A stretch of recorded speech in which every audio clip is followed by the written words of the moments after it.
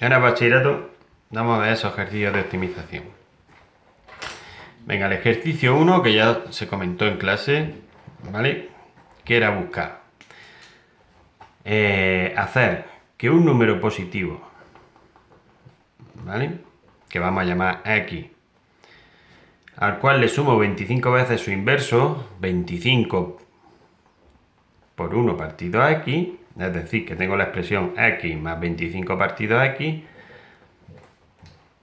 hacer que esto, ¿vale?, sea mínimo. Obviamente hacerlo máximo va a ser casi imposible, ¿vale? Porque esto le puedo poner el valor tan grande como quiera, esto va a ser casi cero, pero esto va a crecer mucho más que esta expresión, ¿vale? Luego hay también otra razón, que si x se va acercando a cero, esto se va a acercar a infinito, por lo tanto, buscarle un máximo va a ser difícil, pero un mínimo sí que podemos encontrarlo. Y luego aparte, sobre esta función, también os dije de hacer el estudio de la función, ¿vale? Esto es nuestro problema, x tiene que ser mayor que 0, ¿vale? Tiene que ser un número positivo, pero si contamos con los negativos, pues bueno, ahí sí que nos vamos a encontrar un máximo, ahora lo vamos a ver. Vale, pues bueno, vamos a hacer la derivada, porque para encontrar los máximos y los mínimos tenemos que derivar igual a 0. La derivada de x, 1, ¿vale? Y la derivada de 1 partido a x es menos 1 partido a x cuadrado, con el 25 multiplicando menos 25 partido x cuadrado. Esa es la derivada, ¿vale? Ya que la derivada de 1 partido a x es menos 1 partido a x cuadrado. Bueno, pues eso es lo que queremos igualar a 0. Tengo que resolver esta ecuación, ¿vale? Que tiene la x en el denominador. Pues, ¿qué debemos hacer? Llevarme la expresión que tiene la x en el denominador al otro lado.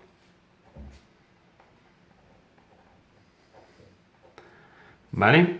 Para que pase multiplicando aquí. ¿Vale? Se nos despeje un poquito más complicados cuando la x está en el denominador.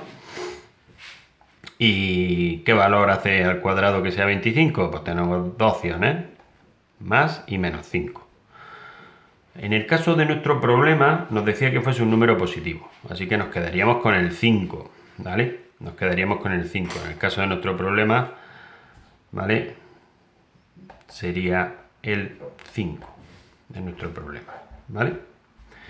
Y podemos comprobar, pues, que la imagen de 5, que sería, si nos fijamos aquí, 5 más 25 partido 5, la imagen de 5 sería 10.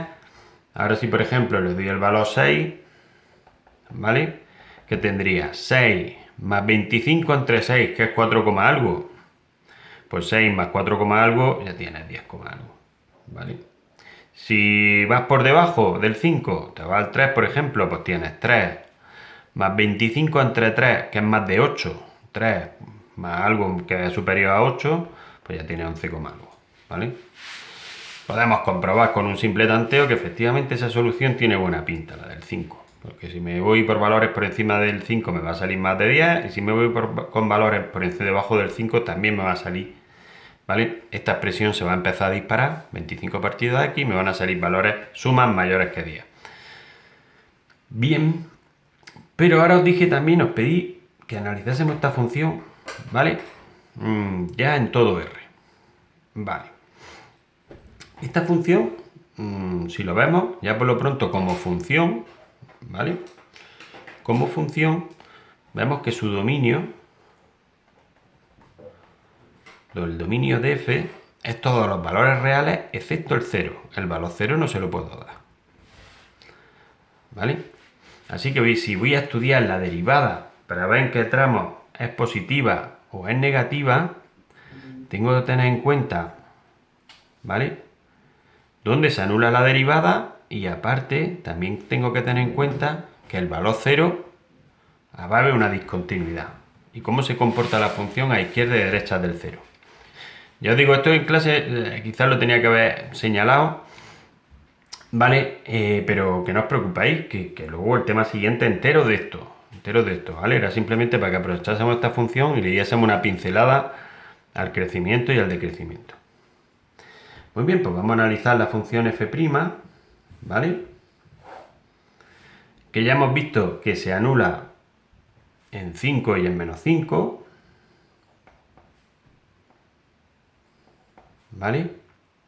Pero también tenemos que señalar aquí que a izquierda y derecha del 0 el comportamiento de la función puede ser muy diferente ya que hay una discontinuidad. De hecho va a haber una asíntota vertical. Casi todos los puntos que anulan el denominador me generan asíntotas verticales. Ahora lo vamos a ver, ¿no?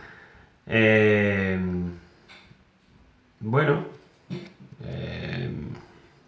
vamos a ver qué pasa aquí con la derivada. ¿Cuánto vale, por ejemplo, f' de menos 10? ¿Cuánto vale f' de menos 10? Pues sería 1 menos 25 partido 100, ¿vale? 1 menos un cuarto, pues esto es positivo, es 3 cuartos, y eso es positivo. ¿Y eso qué significa? Que la función es creciente desde menos infinito hasta menos 5. ¿Vale? ¿Qué va a pasar entre menos 5 y 0? ¿Vale? Vamos a darle el valor menos 1. ¿Cuánto vale la derivada en menos 1? En menos 1 vale 1, esto vale 1, 25 partido 1 es 25, 1 vale menos 24, es negativo. Pues si es negativo, en este valor es negativa la derivada entre menos 5 y 0. Así que de menos 5 a 0, la función va hacia abajo, es decreciente. Porque la derivada toma valores negativos, la función va hacia abajo. Esto, si os fijáis, es una función par, ¿vale? Igual que esta función inicial era impar. Y os recuerdo qué significaba eso. Si tú a esta función le das valores opuestos, el 3 y el menos 3, tanto esto como esto va a cambiar de signo, ¿vale? Y los valores opuestos tienen imágenes opuestas. La imagen de menos x es la opuesta de la imagen de x. Sin embargo, en las funciones pares, tanto los valores positivos como los negativos toman la misma imagen, ¿vale? En las funciones pares, f de x es igual a f de menos x. ¿Vale? La derivada, en este caso era la derivada es par. Los valores opuestos toman la misma imagen, sin embargo la función es impar. ¿Y por qué digo esto? Porque me ahorro volver a darle valores. Si le doy el valor 10 me va a pasar lo mismo, me va a salir otra vez 3 cuartos, me va a salir positivo, me va a salir hacia arriba. Si le doy el valor 1 me va a salir lo mismo que en menos 1, me va a salir negativo y la función va hacia abajo. ¿Vale? Con esta simple línea, ¿vale? Ya vemos que de menos infinito a menos 5 la función derivada toma valores positivos, va hacia arriba, de aquí a aquí toma valores negativos, va hacia abajo de 0 a 5 y de 5 al infinito valores positivos.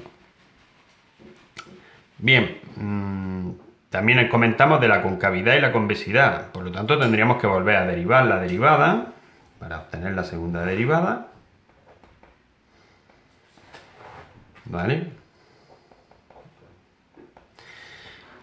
La derivada segunda, ¿vale? Pues sería la derivada de 1, que es 0, nada. Y la derivada, ¿vale? De menos 25 por x elevado a menos 2. O sea, tenemos que derivar esto. ¿Vale? Yo os dije esta especie de notación, metemos entre paréntesis y le ponemos, vamos a derivar esta expresión de aquí dentro. ¿Vale? Esta expresión de aquí dentro es esto de aquí. Porque la derivada de 1 va a ser 0.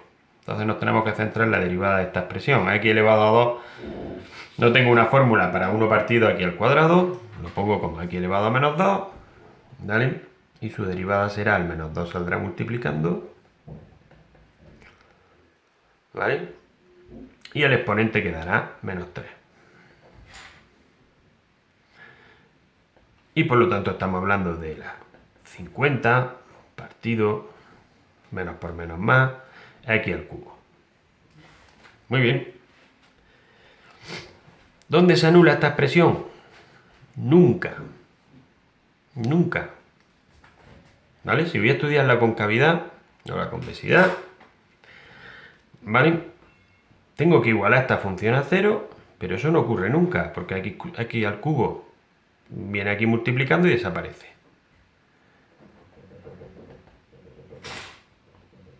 Entonces, cuando yo voy a hacer mi estudio en la recta real, lo único que voy a poner para el estudio de la concavidad es el 0, que es el punto de discontinuidad. Es lo único que voy a poner. Cómo se comporta a la izquierda y a la derecha del 0. Todos los puntos de discontinuidad, cuando vamos a estudiar crecimiento, decrecimiento, convexidad, concavidad, hay que ponerlo. ¿Vale? Con puntos huecos, porque ahí no va a tomar. De hecho, fijaros, si el 0 no formaba parte del dominio, ¿vale? No podía dárselo a la función, tampoco se lo puedo dar a la derivada y casualmente tampoco se lo puedo dar a la segunda derivada. Eso suele ocurrir. Bueno, ¿qué valores toma esta función? La segunda derivada, si le doy un valor negativo, menos 1, pues la segunda derivada es menos 1, sería 50 partido menos 1 al cubo, que es menos 1. Esto toma un valor negativo, ¿vale? ¿Y eso qué significa? Que tome un valor negativo, ¿vale? Pues que es convexa, que hace paraguas. De hecho, si os miráis el dibujo, fijaros lo que hace aquí, en este tramo. ¿Vale? No solo por crecer y decrecer va a ser convexa en todo el ESA, ¿vale? Pero en este caso, casualmente sí, no va a haber un cambio de concavidad en ese tramo. Si le doy un valor positivo a esta expresión, pues va a ser positivo, partido positivo. No hace falta ni hacer las cuentas muchas veces, mayor que 0, por lo tanto va a tomar valores positivos y por lo tanto es cóncava. ¿Vale? Recoge el agua. Aquí os imagináis ya cómo puede salir esa expresión. Por decir más cosas de esta función, que ahora voy a hacer un esbozo, ¿vale? Esta función, cuando x tome valores grandes, todo esto va a valer prácticamente nada, ¿vale? Y por lo tanto tiene una asíntota aquí oblicua en x, en la función y igual a x, ¿vale? Que es la diagonal de los ejes. Y bueno, para hacerle una pequeña representación, ¿vale? Un esbozo de la función. Tendríamos aquí en 5, ay, perdón, que eso no lo puse. Decrece, crece, pues que tenemos en 5, un mínimo, claramente. ¿Vale? Y en menos 5, como pasa de crecer a decrecer, lo que tenemos es un máximo. ¿Vale? De hecho, en la segunda derivada, podéis ver que en la segunda derivada, el menos 5, ¿vale? Toma un valor negativo, ¿vale? Y eso nos deja claro que si la segunda derivada de un punto crítico es negativa, hablamos de un máximo, ¿vale? Y la segunda derivada toma valor positivo, hablamos de un mínimo. Todo eso se trata en profundidad en el tema siguiente. Para representar esta función tendríamos que buscar la imagen de 5, que en este caso sale 10, ¿vale? Si hacéis las cuentas, ya lo hemos hecho antes, la imagen de 5 es 10, la imagen de menos 5 es menos 10. Pues bueno, no podemos usar la misma escala, no voy a usar la misma escala, aquí estaría el máximo, el mínimo, perdón. Y aquí el máximo, tendríamos que hacer igual a x, tendríamos una asíntota oblicua, por ahí, ¿vale? ¿Qué más cosas podríamos hacer? Vemos que es decreciente desde ahí, que es cóncava en todo este...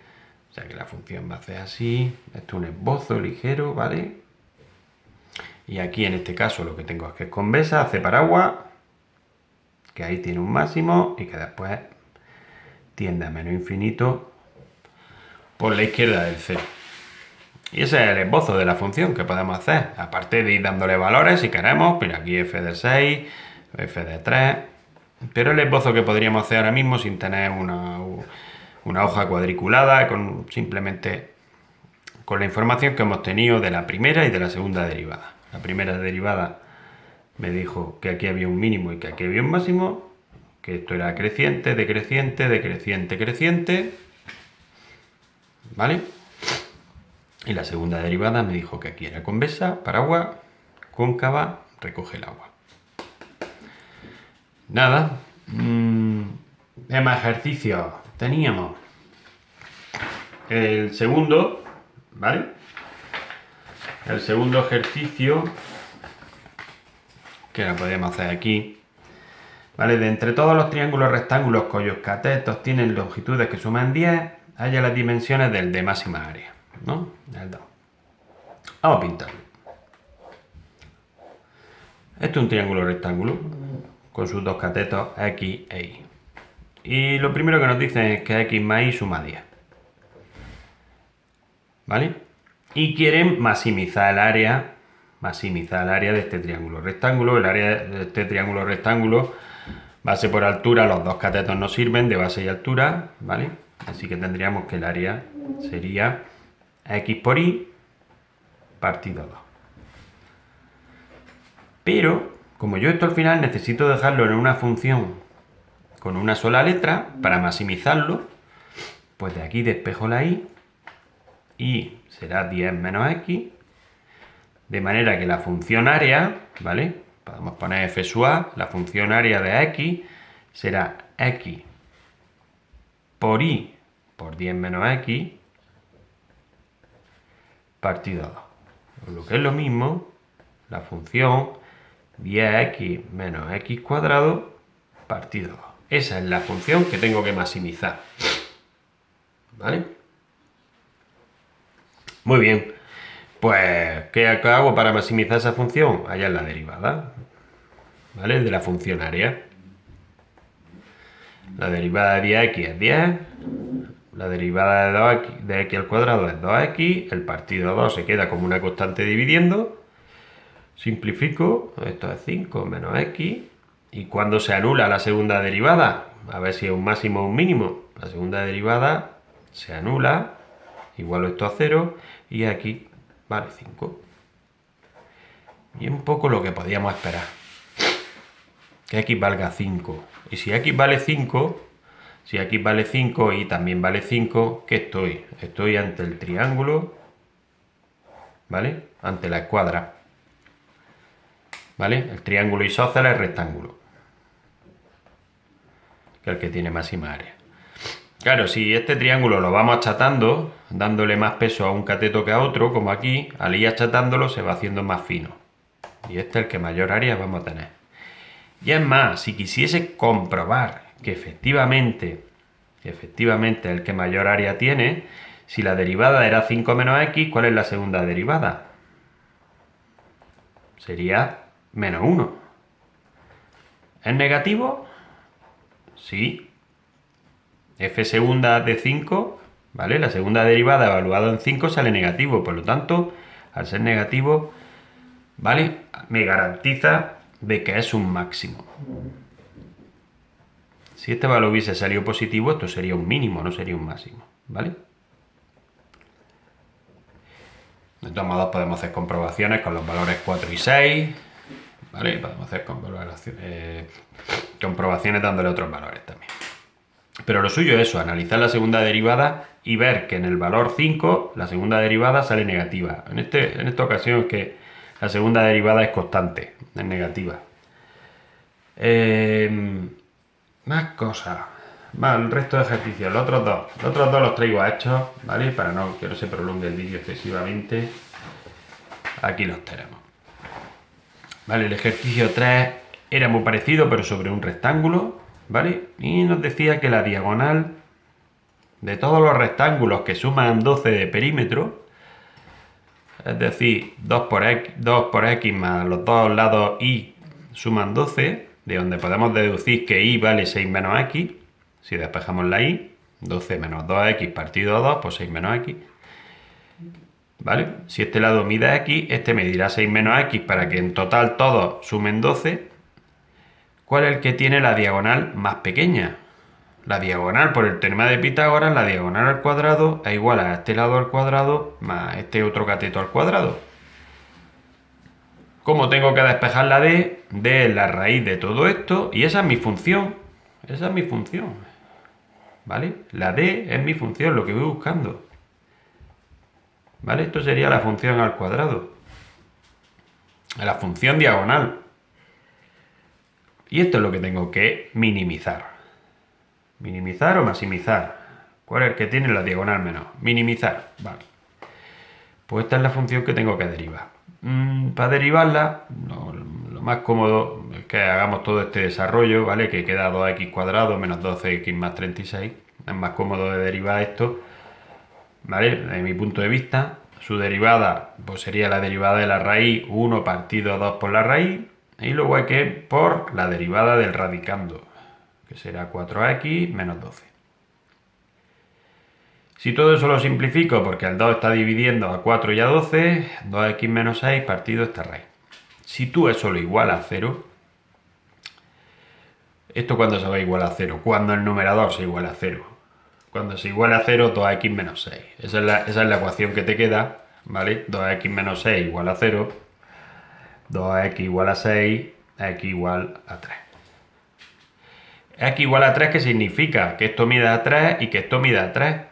6 menos 3 es 3. Claro, estamos hablando del cuadrado, ¿vale? Cuando la diagonal va a tomar menos valor, por el cuadrado. Porque cuando el rectángulo se convierta en cuadrado, ¿vale? Esta diagonal va a medir lo mínimo.